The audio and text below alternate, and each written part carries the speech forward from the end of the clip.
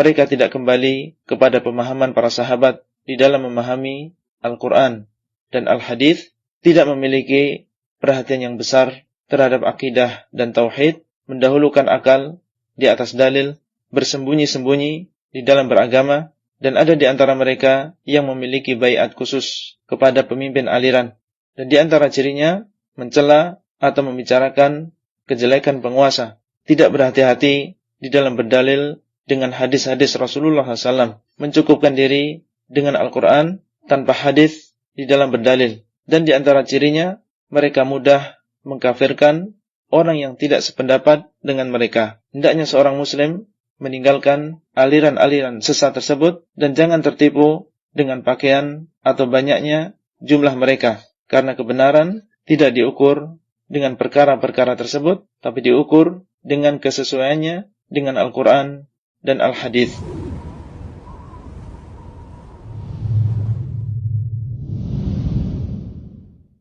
Bismillahirrahmanirrahim. Assalamualaikum warahmatullahi wabarakatuh. Alhamdulillah, alhamdulillahilladzi adhabana hasan. Inna rabbana laghafurun syakur. Alladzi aujaba alaina bi fi'lil ma'mur wa tarhil mahdud. Asyhadu an la ilaha illallah wa asyhadu anna Muhammadan abduhu wa rasuluh sallallahu alaihi wasallam wa ala alihi wa sahbihi. Amma ba'du. Ikhwatal Islam, ikhwatal iman, akramanallah wa iyyakum. Semoga Allah senantiasa memuliakan kita semua.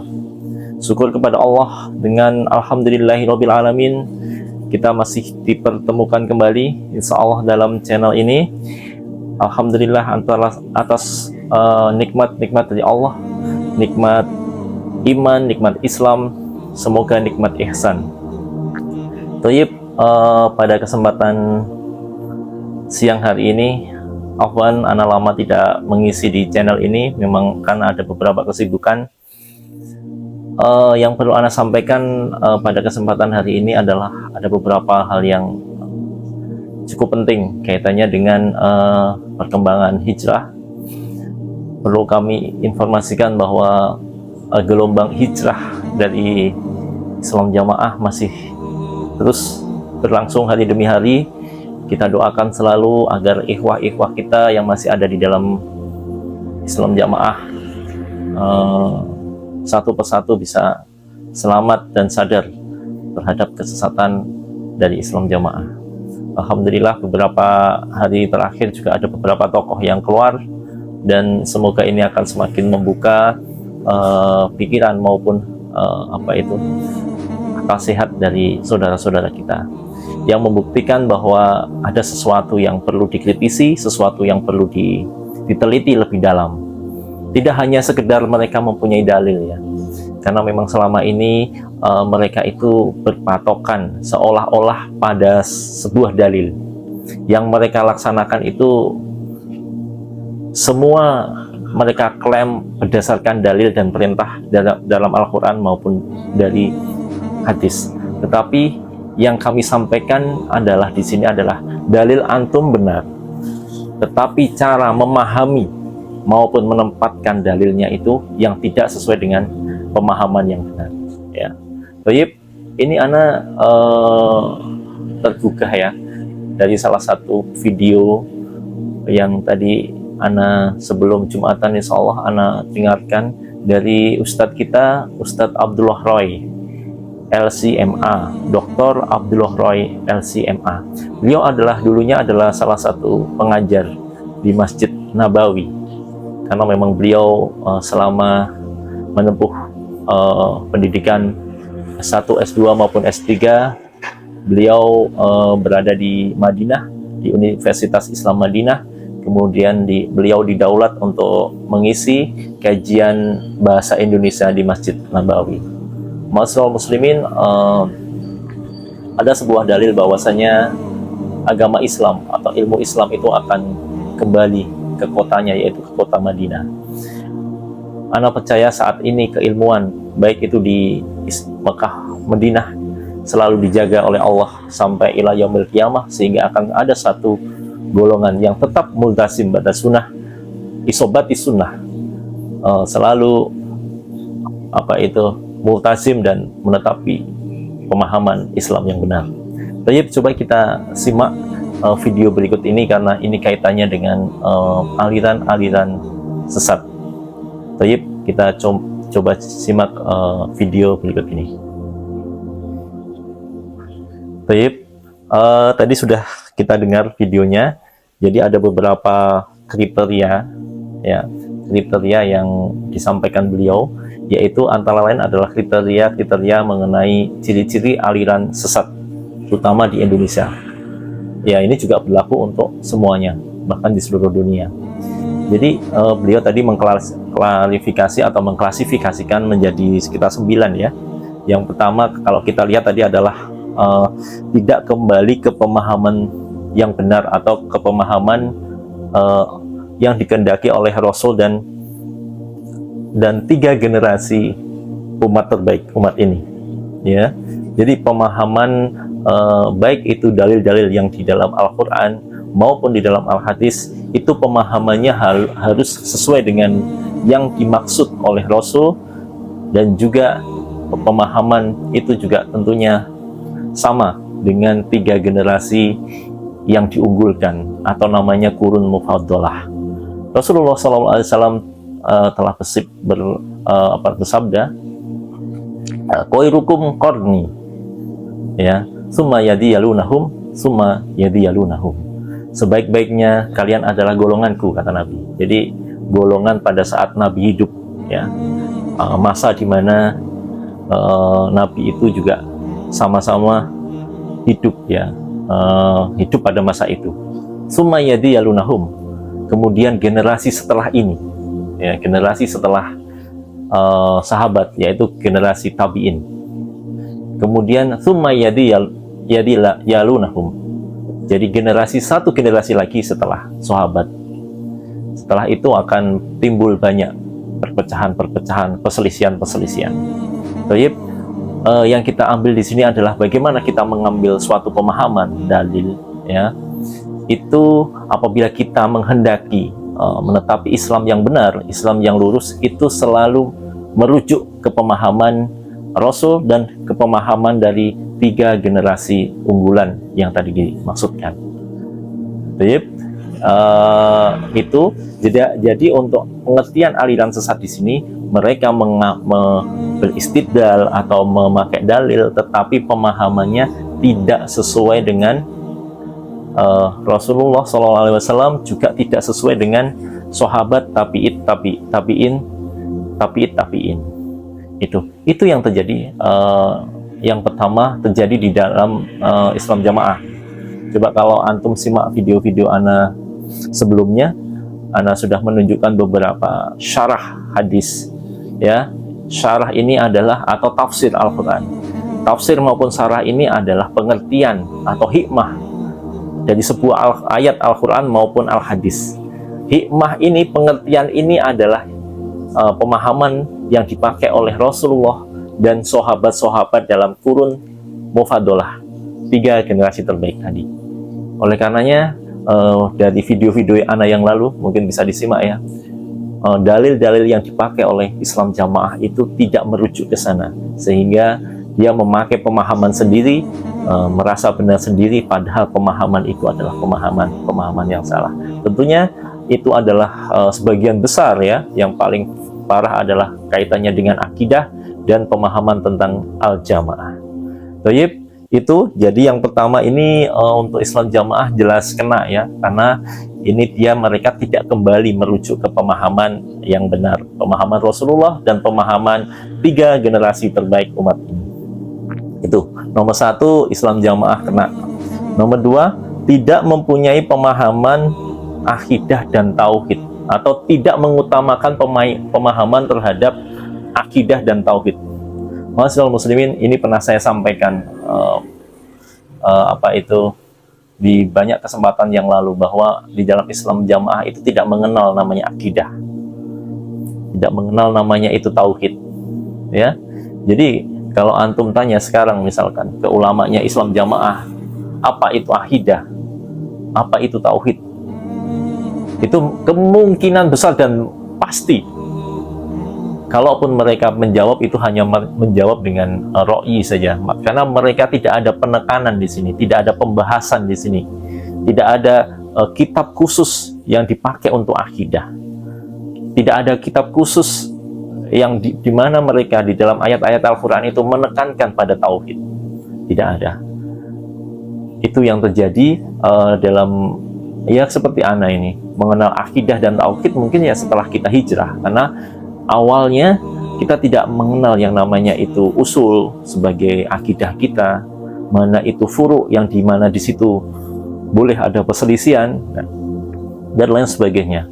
Kita sekarang baru tahu bahwa seperti tauhid itu adalah a'dhamu ibadah yang paling tinggi tingkatannya. Akidah ini adalah yang menentukan surga neraka seseorang. Tetapi di dalam Islam Jamaah, surga neraka itu dikaplingkan atau dijaminkan pada imamnya atau keimaman yang ada di dalam Islam Jamaah, bukan pada akidah. Ini adalah pemahaman-pemahaman yang jauh sekali dari kebenaran, dan Islam Jamaah sangat masuk sekali untuk kriteria nomor 2. Jadi kriteria aliran sesat pertama sudah sangat masuk, kedua sini tambah masuk lagi. Ya, yang kedua. Yang ketiga, mendahulukan mendahulukan pendapat di atas dalil ya tadi. Toyib ini juga masuk juga dalam Islam Jamaah, walaupun ada dalil ya, walaupun ada dalilnya, tetapi dia memaksakan pengertian dalil-dalil itu untuk membenarkan ya, untuk membenarkan pemahaman mereka. Coba kalau kita lihat ya, banyak kemarin salah-salah yang pernah kita baca itu, atau dalil-dalil kita baca itu, yang namanya al-jamaah di dalam dalil-dalil mereka itu selalu dirucukkan kepada pengertian mempunyai imam, melakukan beat dan taat. Padahal tidak semua seperti itu. Tidak semua seperti itu. Memang ada maknanya yang seperti itu, tetapi makna yang seperti itu adalah untuk pemimpin atau khilafah yang resmi, khilafah yang benar-benar khilafah, bukan khilafah seperti khilafah main-mainan seperti yang ada di dalam Islam Jamaah. Karena di dalam Islam Jamaah itu adalah cuman pemimpin sebuah sekte, pemimpin sebuah golongan kecil ya, yang dia merasa seperti khilafah yang resmi. Baik, seperti itu. Jadi nomor 1, 2, 3 beruntun. Ini kena semua Islam Jamaah. Nomor 4, bersembunyi dalam agama. Insyaallah ini sangat jelas Bapak Ibu, ma'asyiral muslimin. Coba di dalam Islam Jamaah itu mereka eksklusif maupun menutup diri. Pengajian mereka ataupun cara ibadah mereka itu tidak bisa membaur dengan orang lain. Artinya mereka melakukannya itu secara sembunyi-sembunyi. Ini dibuktikan dari edaran kemarin di akhir tahun ya, di mana di akhir tahun ini diadakan pengajian yang sifatnya online ya, sifatnya online. Kemudian di sini ada beberapa syarat ya. Yang pertama, coba kita lihat, kita buktikan bahwa pengajian mereka ini sembunyi-sembunyi, tidak diketahui oleh tidak berani untuk menampakkan ataupun tidak berani untuk menyiarkan kepada semuanya ya. Nah, ini coba yang pertama kita sampaikan di sini adalah satu, ini adalah pengajian mereka yang sifatnya online. Satu, peserta hadir di studio mini masing-masing daerah 10 menit sebelum acara dimulai. Ya, yang nomor 2, peserta supaya menjaga keamanan, kebersihan, ketertiban, kelancaran, kenyamanan ruangan studio itu. Kemudian 3, peserta supaya berpakaian rapi dan memakai masker, menjaga jarak. Oke. Yang keempat, peserta wajib menjaga etika, tata krama, sopan santun dan budi luhur. Bagus ini. Kemudian 5, peserta yang meninggalkan ruangan karena sesuatu kepentingan supaya izin ke panitia setempat. Ini nomor 6. Coba. Selama kegiatan di studio ya, maka peserta dilarang mondar-mandir. Ya. Nomor 7, setiap mengikuti sesi atau acara supaya menitipkan handphone kepada panitia. Ya, ini sudah ada indikasi untuk apa itu tidak transparansi. Ya. Kemudian 8, ini yang penting ya. Semua peserta dilarang merekam kegiatan baik audio dan auto visual, serta dilarang mengambil gambar-gambar pada saat acara berlangsung. Ya, coba eksklusif sekali. 9, peserta dilarang mengupload, memposting, share, mengirim sebagian atau seluruh kegiatan asrama akhir tahun secara online berupa gambar audio, video, visual ke media sosial, baik itu Facebook, WA, Instagram, Telegram, dan lain sebagainya, baik kepada teman, sahabat, keluarga, maupun orang lain. Untuk menjaga kebersihan, kenyamanan peserta dimohon meninggalkan barang-barang bawaannya. Kemudian supaya menetapi tata tertib. Baik, yang pertama yang kita sampaikan di sini adalah bahwa pengajian mereka ini hanya untuk kalangan terbatas. Kalangan terbatas dalam Islam jamaah itu pun mereka dilarang untuk mengupload, meng-share, ya. Buru-buru ditayangkan di YouTube seperti ini. Nggak bakalan mungkin ditayangkan di YouTube seperti ini. Kemudian tidak boleh memposting kegiatan itu. Dan harus dijaga betul kondisi mereka pengajian online. Ini membuktikan bahwa eksklusivitas, ya, maupun keterbatasan dalam pengajian. Nah, terutama juga ilmu-ilmu yang disampaikan, karena tidak ada ubahnya ilmu yang disampaikan adalah sebatas doktrin maupun semacam doktrinasi. Dan apabila itu sampai keluar atau sampai terlihat, sampai diupload ke media sosial, mungkin banyak sekali yang mengkritisi, banyak sekali adalah kebohongan-kebohongan mereka yang mereka doktrinkan kepada peserta pengajian. Jadi ini mencocoki sekali dalam salah satu dalil yang disampaikan oleh Khalifah ke-5, yaitu Umar bin Abdul Aziz, ya, yang beliau menyatakan dalam sebuah atharnya, yaitu idza ra'aital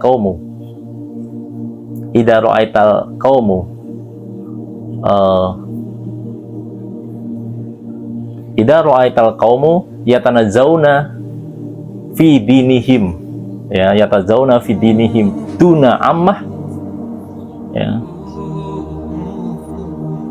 fa'lam innahu ala ta'sisid dolalah. Ya, kita maknai idza ra'aital qaum, ketika kamu melihat sebuah kaum, sebuah kelompok, yatajawna fi dinihim, mereka membicarakan dalam agama mereka itu duna ammah, selain menampakkan pada umumnya masyarakat atau umumnya kaum muslimin, fa'lam, ketahuilah, innahu ala ta'sisid dolalah, sesungguhnya mereka sedang membicarakan atau mengajarkan prinsip kesesatan. Itu mencocoki dalam salah satu dalil asar atau dalil yang disampaikan dalam oleh Khalifah ke-5 Umar bin Abdul Aziz. Sangat jelas sekali, sangat match sekali, ya, sangat cocok sekali bahwa golongan manapun kalau mereka itu mengajarkan agamanya, mengajarkan apa yang diyakini oleh alirannya itu sembunyi-sembunyi, ya, tanpa memperlihatkan, tanpa mendakwahkan secara terbuka, ya, itu menunjukkan mereka adalah dalam kesesatan, ya. Cobalah seperti antum sendiri, namanya organisasi dalam Islam jamaah ini kan namanya lembaga dakwah. Kalau antum benar, coba yang masih dalam Islam jamaah, kalau antum benar, betul benar, kenapa dakwah antum sembunyi-sembunyi? Kenapa antum tidak mendakwahkannya di media sosial secara terbuka? Kalau beat antum itu benar, kenapa tidak ada seruan terbuka sekarang? Ya. Kenapa antum menutupi adanya keimaman? Kenapa antum menutupi adanya antum mempunyai pemahaman tentang al-jamaah atau golongan kami surga, yang lain neraka? Coba Kalau memang ada dalil yang benar, bukti yang benar, ataupun pemahaman yang benar, disampaikan harusnya kepada umat. Coba kita tunggu keberanian antum semua.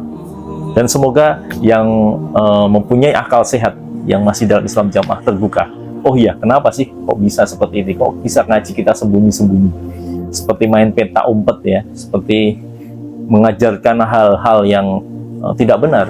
Identik dengan seperti itu. Karena kebenaran itu semakin terbuka. Ya, semakin terbuka semakin terang, ya, semakin tidak takut untuk dilakukan koreksi, ya, dari pihak manapun. Kalau selama ini antum mengajarkan dengan sembunyi-sembunyi, berarti banyak sekali masalah, bahkan kesesatan yang diajarkan dalam Islam Jamaah. Baik, kena ya, 1, 2, 3, 4 ciri aliran sesat ya, menurut Ustadz Firanda sudah kena. Kita nomor 5. Baiat khusus. Nah, ini juga sangat kena. Mereka mempraktekkan baiat khusus kepada pemimpinnya atau janji khusus ya kepada pemimpinnya. Nah, ini sudah kita sampaikan dalilnya beberapa masa yang lalu, beberapa video yang lalu, silahkan dilihat sendiri. Intinya di dalam Islam Jamaah itu melakukan pembaiatan, yaitu janji kepada pemimpin. Makanya di situ terbentuk namanya istilahnya itu militansi maupun perasaan satu golongan yang luar biasa ya. Ini baiat khusus kepada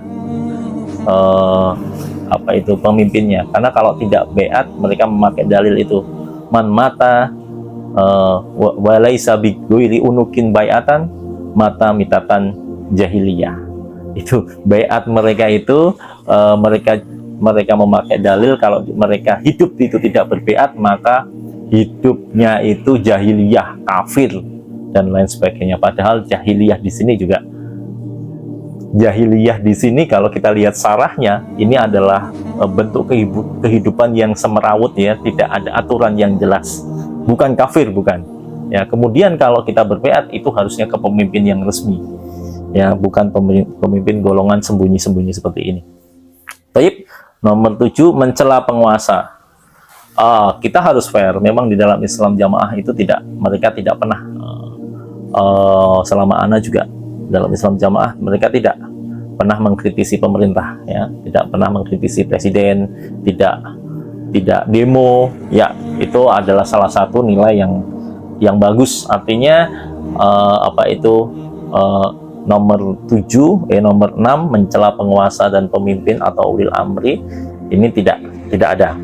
Kemudian nomor 7, tidak berhati-hati dalam berdalil. Ini jelas, ini fatal ya, fatal sekali. Bahkan mereka itu membolak-balikkan dalil, bahkan memotong dalil, maupun terutama untuk pembenaran mereka, kepentingan menguatkan doktrin mereka. Ini kemudian mereka memahamkan dalil-dalil dengan pemahaman yang salah itu kepada jamaah mereka, agar jamaahnya semakin mantap dalam kesesatan, semakin jauh dari kebenaran. Ditambah doktrin lagi, tidak boleh menerima masukan, melihat tayangan-tayangan ustadz-ustadz di luar jamaah. Ini semakin memperparah maupun melindungi doktrinasi kesesatan mereka. Baik. Nomor 8, mencukupkan Al-Quran saja ya, tanpa menambahkan misalkan dari Al-Hadis maupun dari Asar. Ini bisa saja terjadi dalam Islam Jamaah, karena begitu ada dalil yang dia cocoki, dia akan semakin menggembor-menggemborkan gitu. Cuman kalau dia menemui dalil yang tidak mencocoki, dia bahkan tidak pernah menyampaikan itu. Ataupun kalau dia menyampaikan, selalu digiring ke pemahaman berdasarkan kepentingan dalil ini mau kemana. Tentunya tidak jauh-jauh untuk kepentingan doktrinasi. Baik, nomor 8 ini juga kena ini. Nah, nomor 9, ma'asyiral muslimin, nomor 9 ini adalah mengkafirkan golongan lain. Ini jelas kena ya. Islam Jamaah seperti yang ana sampaikan, mereka mengkafirkan di luar Islam golongannya. Mereka mengkafirkan kita semua, menganggap kita ini adalah ahlun nar, kekal di neraka, dan surga tidak ubahnya adalah milik mereka sendiri, yang menetapi berimam, berbaiat dan taat pada keimaman golongannya. Mereka jelas mengkafirkan ini karena ana tahu berpuluh-puluh tahun di dalamnya, dan mereka merahasiakan masalah takfir ini. Ini yang sebenarnya pengen kita gugah maupun kita benarkan. Salah satu takfir ini adalah mengkafirkan ini adalah salah satu ciri kaum Khawarij, ya, kaum Khawarij yang diancam menjadi kilabun nar atau anjing-anjingnya neraka. Semoga saudara kita yang dalam Islam Jamaah tergugah dan sadar dengan adanya video ini. Kemudian kalau kita lihat dari poin 1 sampai 9, 8 poin masuk dalam kategori Islam Jamaah atau sesuai dengan yang ada di dalam Islam Jamaah. Ini menunjukkan kesesatan yang nyata maupun kesesatan yang mutlak di dalam Islam Jamaah, sangat nyata, sangat tampak, dan bahkan sangat identik sekali dari ciri-ciri kesesatan yang telah disampaikan oleh Ustadz kita. Mungkin ma'asyiral muslimin sedikit yang bisa Ana sampaikan pada kesempatan siang hari ini. Ana niatkan untuk mendakwai antum semua yang masih dalam Islam Jamaah. Semoga ini menjadi jalan hijrah bagi antum semua, juga kepada ikhwah muslim semuanya. Semakin selektif, jangan mudah terpengaruh, jangan mudah terpancing terhadap golongan-golongan yang mereka mengaku adalah ahli surga, menjajakan surga, ya, menawarkan surga, dan bahkan yang lebih parahnya di balik itu adalah yang ada adalah kesesatan yang bisa menjerumuskan kita ke dalam api neraka. Wassallallahu ala Muhammad wa ala alihi washabbihi wasallam, wa akhiru da'wana alhamdulillahi rabbil alamin. Subhanaka wa bihamdika asyhadu alla ilaha illa anta astaghfiruka wa atubu ilaik. Assalamualaikum warahmatullahi wabarakatuh.